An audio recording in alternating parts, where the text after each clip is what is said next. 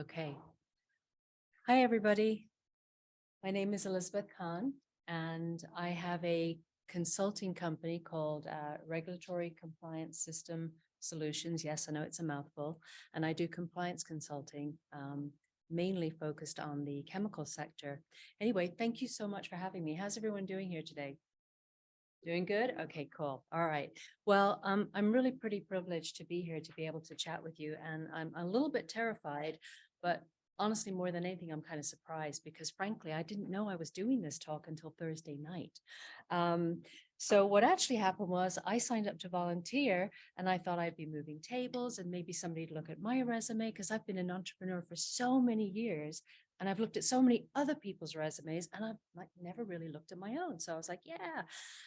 And then I get this email, a flood of emails on Thursday night. There's like 5 emails, and there's the one that says too long to read. And I read it, and it's like, I'm the speaker and I'm an industry expert. I was like, oh my God, I've just graduated with my degree. I don't even know if I'm an industry expert. So the call was to talk for 20 minutes about, kind of about your day. And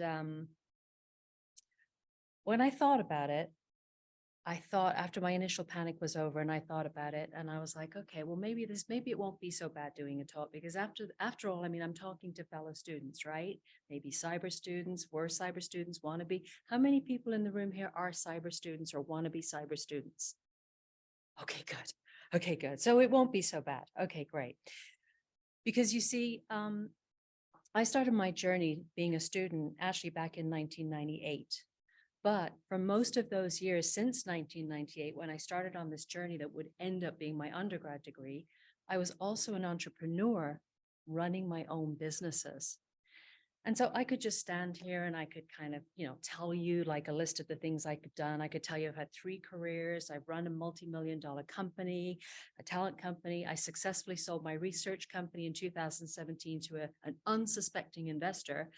And I've since set up a compliance consulting company. And I could tell you, and I promise I'll answer all your questions about the BSU graduate program if you would like. I could talk about how I got here. But when I really thought about it, I thought, well, you know what, Elizabeth, you're just not that interesting. But what is interesting? But what is interesting? What is interesting is why we're all here today. And you are all here today, my fellow students are all here today to discover what tips or techniques can help you land that next role, that dream job, and move you ahead to where you want to be, right? Am I right? Okay, so this isn't about me. This really isn't about my 20 minutes. This is about you and what about anything that I might have done could help you. And then I thought, well, helping is something I can get behind. So I'm all about that. All right. So I thought, okay, well, have I done anything of value? And I would hope I have in the last 20 something years that could help you get where you want to go. And I thought, well, it's only a 20-minute talk. So are there some key tips, key points that I've learned in my years in business to share with you? And I landed on 3 simple, but I think pretty powerful ideas to share with you today. Now, I want to just full disclosure, these ideas aren't unique to cybersecurity because I'm not a cybersecurity expert. I just graduated, but they're more fundamental principles that I've used in all my endeavors, in all my business endeavors. And I think they can be applied universally, whether it's cybersecurity or really anything you're doing. You see, when I kind of first officially started my career, it was back in England. I was 17 and a half years old. And for 101 reasons, I had just dropped out of college. We graduate a lot earlier there. And I got this amazing opportunity to work for the Coca-Cola company. And they had this idea, it was kind of back in the day when they were doing, the next generation Coca-Cola. I don't know if you're old enough to remember that. And they had this idea that instead of hiring, sales reps that already had all the bad habits and they transfer them over, they wanted to hire the next generation salesperson. And they could bring me in at 17 and a half, untainted with all the bad habits, and they could mold me. I don't know if it worked out for them, but they could mold me to be exactly the way they wanted me to be. It was honestly it was a company car. It was a lunch allowance. It was an amazing, amazing job. So Usually you don't get this job till you're 18. So I obviously I took it. I mean, I was like running, but they hired me.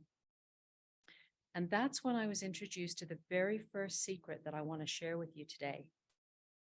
But we're going to get to that in just a moment. First of all, I just want to make sure everybody in the room has heard of Coca-Cola, right? Okay, good. All right. And when you think of Coca-Cola, what do you think of? Are the things that come to mind? You probably love it or you hate it, right? I mean, do we have Coke people in here? Do we have Pepsi? Is someone like, oh my God, I hate it. I love Pepsi. I love Coke. Do we have that going on in here? Okay, all right. So you're either, you're one or the other, you love it or you hate it. But what you do know is that it's been around forever. Okay. It's trusted. It's got history. You don't know when, but it was sometime in the 1800s with all those old posters. It's reliable. They do really cool ads. It's kind of sexy. They do expensive, sexy ads. When I was working with Coca-Cola, it was right when we did the whole Tina Turner thing. And it was really cool because we got lots of great, giveaways. But what was really interesting is that although I was hired for selling and I was this, new generation trainee sales rep, it wasn't about selling. It wasn't about price. In fact, one of the first things that we learned was to never compete on price because oddly, we were actually more expensive. So you could buy, you being the client, you could actually go to a local wholesaler and you could buy like a pallet or 10 cases of Coca-Cola from the wholesaler much cheaper than you could buy it directly from the company. It's like crazy, right? This is my job and I've got to sell against like the wholesaler, right? So how does that work? But we had something else. And this is our first key point. You see, we had the power of the brand. Hold on to that. You see, when I worked for Coca-Cola, we were always told to sell on the brand, and the brand represented quality and service. And we were never to degrade the brand by competing in price wars and we're cheaper than this.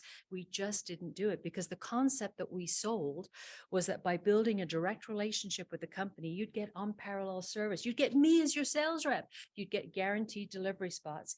You'd never run out and you'd probably get some Tina Turner swag. So I know you're sitting there and you're like, okay, yeah, but what's this got to do with, a career fair in cybersecurity? And I'm here to tell you really everything. And I'm going to explain why in just a moment, but stick with me. Because to finish this part of the story, I worked in that field for several years. And in that same misspent youth and in my early 20s, I escaped to Hollywood, California. So this is actually my third career. Okay, cybersecurity, that is. And like everybody else who lands in Hollywood, yeah, I'll admit it, I got bitten by the bug. I wanted to work in the entertainment industry. And eventually, I worked my way into becoming a talent agent. Now, believe it or not, this is back in the day before the internet, and it was when castings were actually sent by fax, right? Can you imagine that when things were done by fax? But yeah, it really, and I really am that old. I'm 150 actually, but okay. But during that time, so stick with me, this is the same idea that I want you to remember. During that time, I learned that branding wasn't unique to food and beverage industry, okay? I quickly learned that Hollywood builds an A-list actor's brand and image, and they do that by aligning them with sponsorships and the right kind of deals, and their agents like really smart with that, and the right kind of movies to craft the image, okay, the brand image. And that building an actor's brand correctly could actually make all the difference in getting a film greenlit because the star is bankable. Because at the end of the day, we love the movies, but if the movie doesn't make money, it doesn't work. And when a star is bankable, the producers are happy because that movie has made money. And Hollywood is masterful at cultivating personal brands. Think of Tom Cruise. Did anybody go see the latest Top Gun? Anyone here old enough to have seen the first one and the second one? Yeah, okay, and me too. And have you ever noticed, a really cool movie, have you ever noticed how quite often Tom, because we can call him Tom, plays the all-American hero?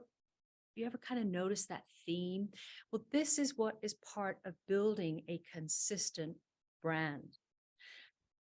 And for fans, we go and you saw the first one, don't you get kind of a warm and fuzzy feeling, see Tom be Maverick and even Val Kilmer, see all over again? It's familiar, it's nostalgic, and it's kind of comforting. but it also broke box office records. And this is the power of the brand and branding. Now, getting back to how this applies to a networking and cybersecurity fair, career fair, because there are credentials, there's, CISA, there's SEC Plus, there's degrees. And like I said, we'll talk about the master's program, but what makes you different? What makes you stand out? And I'm going to ask you to consider, what is your personal brand?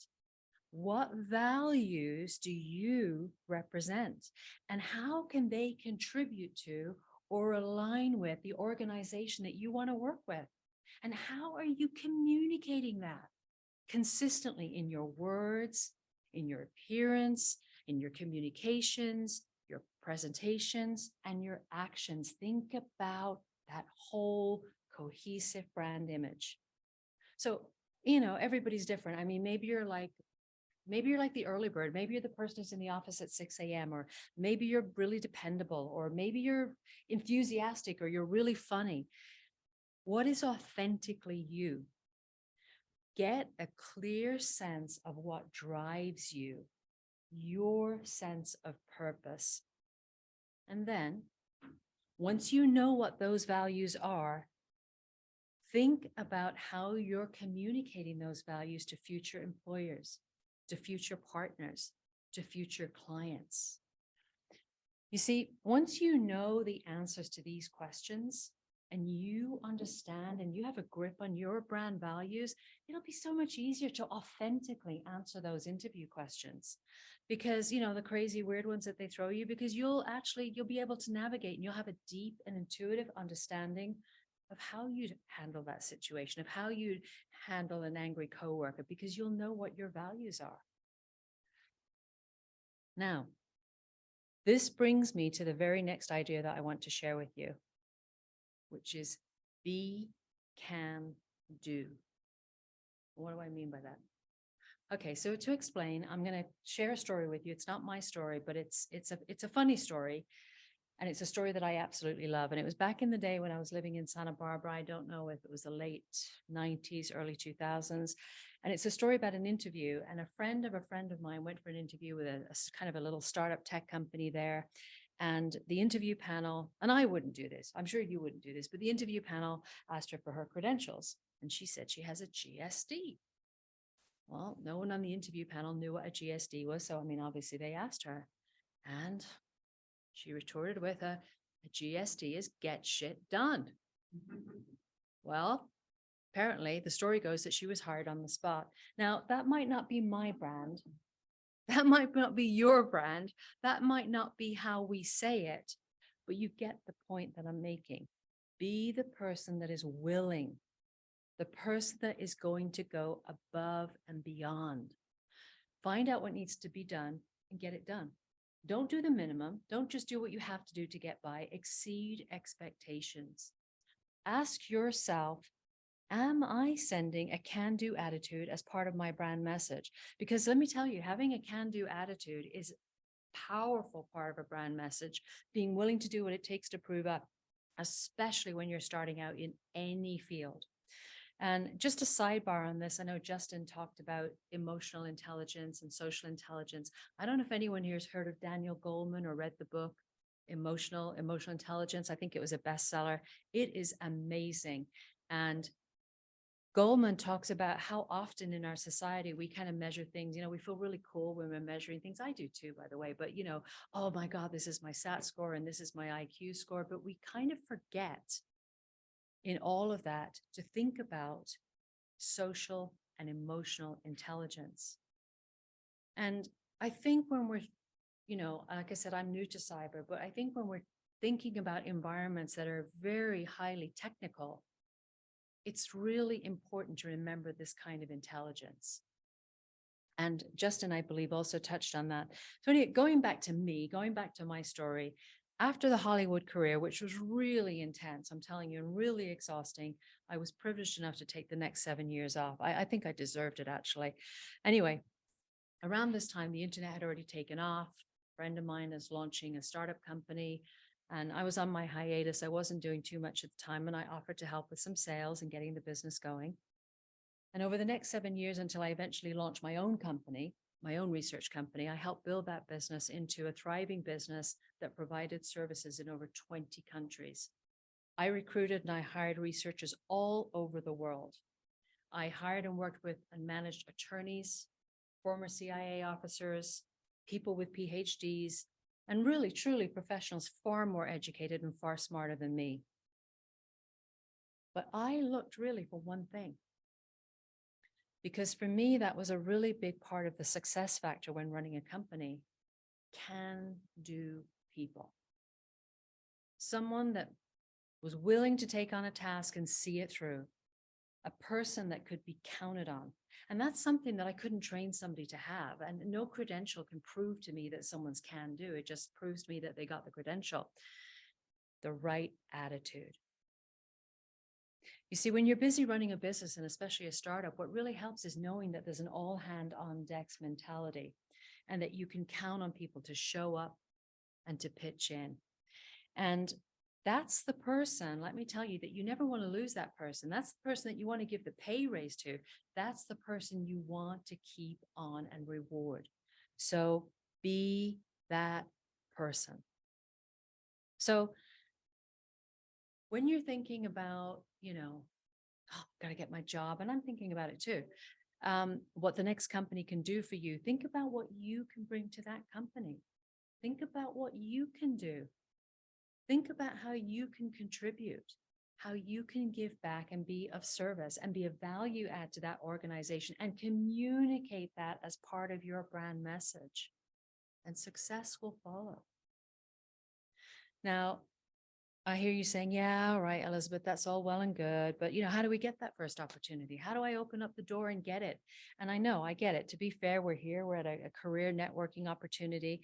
And that brings me to my third and final career key success idea to share with you, which is create opportunity everywhere. You see, networking isn't really something that happens between 10 and 2 p.m. at the Friends and Alumni Auditorium here in Boise, where you meet a ton of people, you hand out your resume, you swap business cards, and you hope something sticks. I mean, it might, and that's great. That's okay. But the real secret, honestly, the real secret is to see opportunity everywhere. And sometimes that is in the most unexpected places. Networking is happening, or it can be happening all the time. You see, networking is really the opportunity to showcase your value. You remember your brand, what we talked about? And to create long-lasting business relationships based on those values in your brand. I'm just going to give you a recent example. A couple of weeks ago, there's a local comedy club in town, pretty cool. And I frequent their events sometimes, and I got this email that they'd been hacked and, sorry. And, if you're getting an email, it wasn't their email and yada, yada, yada. And I thought, oh my goodness, I wonder, they're like super cool. And they take my credit card. They probably got, the PCI DSS thing going on. And I wonder if I can help them. And, it'd be kind of cool for me. So I sent them an email and I called them and they called me back and we had a conversation and they wrote an email and I said, I've got a couple of other students and we would just love to come and help and maybe do an assessment. And we're not going to charge you. We're not trying to sell you anything. We just want to help and practice. And they said, oh my God, we would love to have you do that. We'd love to have you come in and do that. And I said, if we do a good job, we'd like a testimonial. See opportunity everywhere. And when you come from wanting to help, when you come from wanting to serve, you will see those opportunities because you'll be wanting to help. But it doesn't stop there for those of you that are students, okay? And I know what it's like because I just got through that. Think about school, okay? So when you get an assignment, don't think, and I know we do, oh my God, I've got this paper and it's that paper and it's a drag and I've got all these deadlines and I can't wait to be done with it, because that will come through, okay? That will be what you communicate in your work. Listen. School is actually a perfect place to showcase your talents and to network. Most of your instructors, whether you're at CWI or at BSU, they're industry leaders. they have the connection to your dream job. It's very likely they do. And don't underestimate either the power of networking with, when you're doing discussion boards, the power of networking with your fellow students. Okay, you showcase yourself because a lot of those people are also either industry leaders or they work in the field. So think of this, think of your school as another opportunity each and every time to showcase your best work, to communicate your passion, cybersecurity, your thirst for learning, your desire to contribute. When you deliver a project, and I'm doing TAing now, so I say this lovingly, but think of your instructor as your client. Think of your instructor as your employer. Think of your instructor that's just paying you, 20 grand to deliver this report. Because they might, it's a small community and one day they might be your employer. Deliver engaging, thoughtful work. Deliver it at that level. Take pride in your deliverables. Create opportunity everywhere. Think about it also, your instructor, they've also got deadlines. They're probably, reading 50 assignments a week. They're pretty stressed. What makes your work interesting for the instructor? Be considerate, be respectful of their time. Use this forum, use school to cultivate good habits for success. Because you know what?